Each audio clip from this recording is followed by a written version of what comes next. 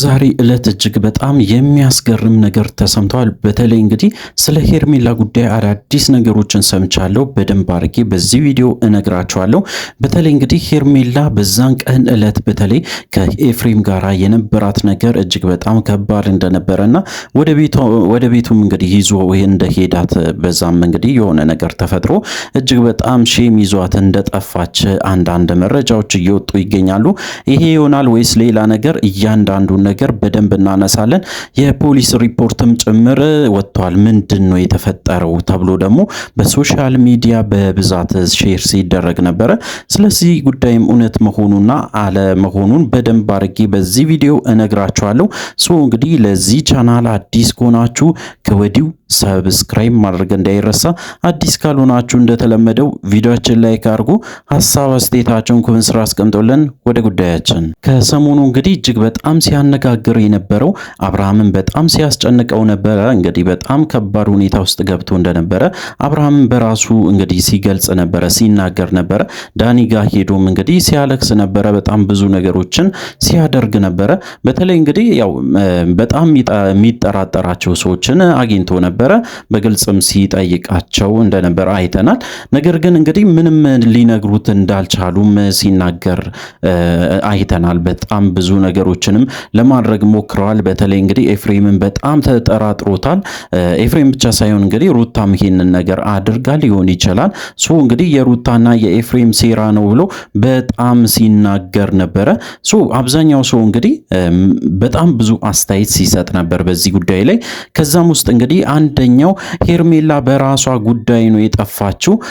አብርሃም ጋራ ያላት ግንኙነት ጥሩ ስላልሆነ ወደ ማንነቷ ለመመለስ ወይም ደግሞ ወደ ራሷ ህይወት ለመመለስ እንግዲህ ግዴታ ከአብርሃም ለመራቅ እጅግ በጣም በሚገርም ሁኔታ እንግዲህ ትታው ሄዳለች ብሎ በጣም ብዙ ሰውም ሐሳቡን ሲሰጥ ነበረ።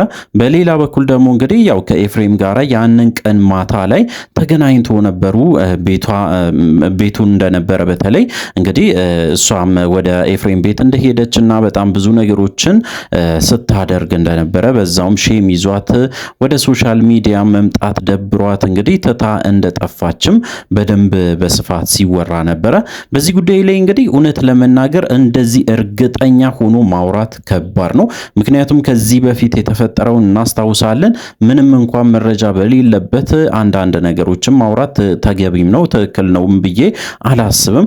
ነገር ግን ሄርሜላ ከምታደርጋቸው ነገሮች ውስጥ እጅግ በጣም ከባዱ ነገር የተራመደችው መንገዶች እጅግ በጣም ከባድ ነበረ። ከዚህ በፊትም የተናገርኩት ነገር ነው።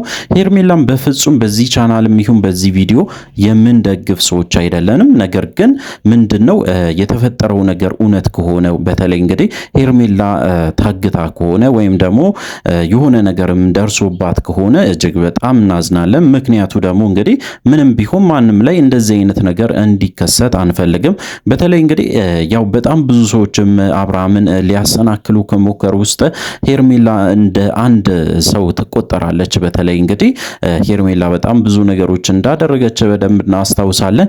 ከወርቅ ሰዓቱ ጀምሮ እጅግ በጣም በሚገርም ሁኔታ በፍቅር አብሮ እስከ መሆን ቀለበት እስከ ማድረግ ደረጃ ድረስ ደርሷል። እንግዲህ ከዛ አንስቶ እስከ ዛሬ ድረስ እንግዲህ ትክክለኛ መንገድ እየተከተሉ እንዳልሆነ ሁላችን የምናውቀው ጉዳይ ነው። ነገር ግን አሁን ላይ በጣም ውጥረት ውስጥ ገብቷል። አብርሃም በጣም ተጨንቋል። በጣም እያለቀሰ ነው። እጅግ በጣም ነገሮች ውስብስብ ሆኖበታል። በዛም በዚህ የሚወራው ነገር እጅግ በጣም ከባድ ነገሮች ይወራሉ። በጭራሽ እንግዲህ ለማመን የሚከብዱ ነገሮችም ሲወሩ ነበረ። ነገር ግን አሁንም ቢሆን ምንም አዲስ ነገር እንዳልተገኘ ለማወቅ ችያለሁ ማለት ነው። በሌላ በኩል እንግዲህ አብርሃም ኤፍሬምንም ሩታንም ለመክሰስም ዝግጅት እያደረገ እንደሆነና ያው ከደበቁበት ቦታ በተለይ ሄርሜላን እንዲያወጡ በተደጋጋሚ እየጠየቃቸው ይገኛል። ነገር ግን እነሱ በጭራሽ እኛ ጋር አይደለችም፣ እኛ ከሷ ጋር ምንም አይነት ግንኙነት የለንም፣ ለምንድነው እኛን የምትጠራጠረው ብሎ በጣም ሲናደዱና ሲቆጡ ነበረ። በተለይ እንግዲህ ኤፍሬም በጭራሽ አላየዋትም ብሎ በደንብ ሲናገር ነበረ። የዛን ቀን ዕለት ማታም እንግዲህ ምንም የተፈጠረ ነገር የለም፣ በዛን ሰዓት ተገናኘን ቀን ላይ። ከዛ በኋላ ምሳ አብረን በላለን ብለን ሂደን ካፌ ካፌ በልተን ከዛ በኋላ በስተመጨረሻ ተለያይተናል። ከዛ በኋላ እሷንም አላገኘዋትም፣ አልደወልኩላትም፣ ከዛ የተፈጠረ ነገር አላየውም ወይም ደግሞ አልሰማውም ብሎ በግልጽ ሲናገር ነበረ። አብርሃም ግን በጣም ተጠራጥሯል። ምክንያቱ ደግሞ የዛን ቀን ማታ ላይ እንግዲህ እንደተገናኙ ነው በብዛትም ሲወራ የነበረው። የዛን ቀን እለት ላይ በተለይ ቀን ላይ እንግዲህ ምሳ አብሮ እንደሚበሉ ካወሩ በኋላ ስልኳም እንደማይሰራና ከዛ በኋላ ሊያገኛት በጣም በተደጋጋሚ ቢሞክርም ሊያገኛት እንዳልቻለ በግልጽ ሲናገር ነበረ። እንግዲህ ወንድሙን የተጠራጠረበት ምክንያት ይሄ ነው። ወንድሙን እንግዲህ መጠራጠሩ ተገቢ ነው አይደለም ብላችሁ ከጠየቃችሁኝ የመጀመሪያ ተጠርጣሪ መሆን ያለበት እውነት ለመናገር ኤፍሬም ነው። ምክንያቱ ደግሞ ያው ታውቃላችሁ የመጨረሻውን ቪዲዮ ከሱ ጋራ ነው አብራ የሰራችው። በጣም ብዙ ማይሆኑ ነገሮችን ሲጠይቃት ነበረ። መጠየቅ ብቻ አይደለም፣ በጣም የሚገርማችሁ ነገር እንግዲህ ያው ማድረግ እንደሚፈልግ በተለይ ከሷ ጋራ አንድ ቤት ውስጥ ብቻቸውን መሆን እንደሚፈልጉ በግልጽ ሲናገር ነበረ። ያንን ነገር ሲናገር እንግዲህ ሄርሜላ ምንም ሼም እንኳን ቢይዛት በስተመጨረሻ ተስማምታ ወደ ካፌ ለመሄድ ወይም ደግሞ ያው ወደ ኤፍሬም ቤት ሳይሆን ወደ ካፍቴሪያ ውስጥ ገብቶ እንግዲህ ምግብ ሊበሉ እንደዛ ተስማምቶ ቢወጡም ቪዲዮ በዛ ቢያበቃም ነገር ግን ያው ኤፍሬም ወደ ቤቱ ይዟት እንደሄደ እንደዛ አይነት ነገሮች በስፋት ተወርቷል።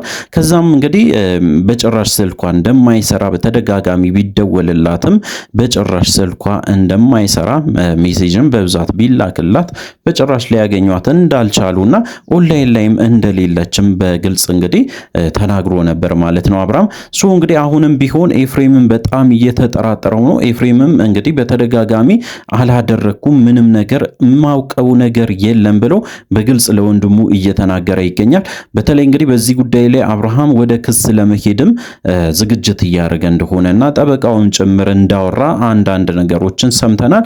በተለይ እንግዲህ በዛሬ ዕለት ልትገኝ ትችላለች ብሎ አንዳንድ ሰዎችም ፍንጭ እያስቀምጡ ነበረ። ያው ሄርሜላ ታግታ ወይም ደግሞ የሆነ ነገር ሆና ሳይሆን ተደብቃ ነው የሚልም እንግዲህ በጣም በብዛትም ሲወራ ነበረ። ለምን ከተባለ እንግዲህ ከኤፍሬም ጋር ያደረገችው ነገር አለ። በዛ ምክንያት ነው የጠፋችው ወይም ደግሞ ራሷን የደበቀችው። አሁንም ቢሆን ለአብርሃም ይህንን ግልጽ አድርጋ አትናገርም። ብትገኝም እንኳን ወይም ደግሞ ከአብርሃም ጋር ብትገናኝ እንኳን በጭራሽ ያደረገችውን ነገር አትናገርም። በዚህም እርግጠኛ እንሆናለን ብሎ እንግዲህ አንዳንድ ሰዎችም ሀሳባቸውን ሲሰጡ ነበረ። በዚህ ጉዳይ ላይ ኤፍሬም ምንም ማለት አልፈለገም።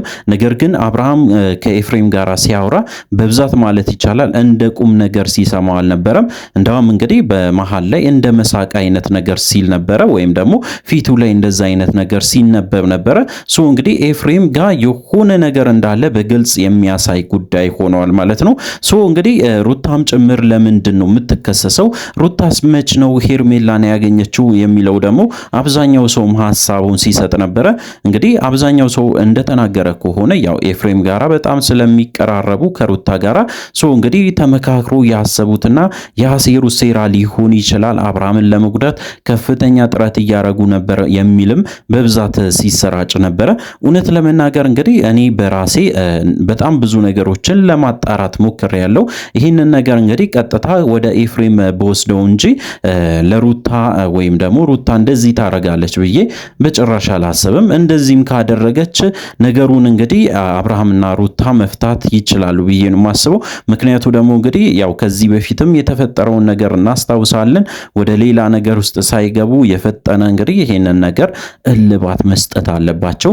ሩታም ይሄንን ነገር ካረገች ትክክል አላረገችም ብዬ ነው የምወስደው። እንግዲህ በጣም ብዙ ነገሮችን እየሰማው እገኛለሁ። በተለይ እንግዲህ በሄርሜላ ዙሪያ እጅግ በጣም የሚያስደነግጡ ነገሮችም ስሰማ ነበረ። በተለይ እንግዲህ ሄርሜላ እንደዚህ ሆናለች፣ ተደብድባለች፣ ሄርሜላ ብዙ ነገር እየተደረገች ነው የሚል ነገሮችንም ጭምር ሰምቻለሁ። እንግዲህ በዚህ ጉዳይ ላይ መልስ መስጠት የሚፈልግ ሰውም የለም።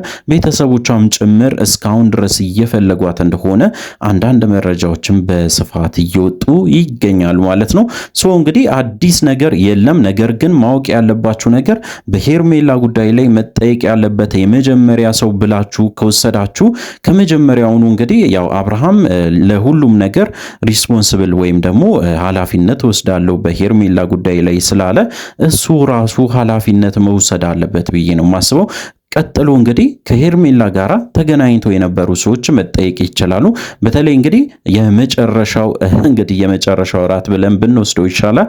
የመጨረሻው ቀን ላይ የተገናኘው ኤፍሬም ይህንን ጉዳይ በግልጽ መናገር አለበት፣ ወይም ደግሞ በስተመጨረሻ ምን እንደተፈጠረ ወይም ደግሞ እንዴት እንደተለያዩ ለአብርሃምም ይሁን ለሚመለከተው ሰው በግልጽ መናገር አለበት ብዬ ነው የማስበው። እንግዲህ ይህንን ነገር ነው በዛሬ ዕለት ያገኘነው ኢንፎርሜሽን። ለዚህ ቻናል አዲስ ከሆናችሁ ከወዲሁ ሰብስክራይብ ማድረግ እንዳይረሳ። በቀጣይ ቪዲዮ እስከምንገናኝ ድረስ በያላችሁበት ጤናና ሰላም ይሁንላችሁ።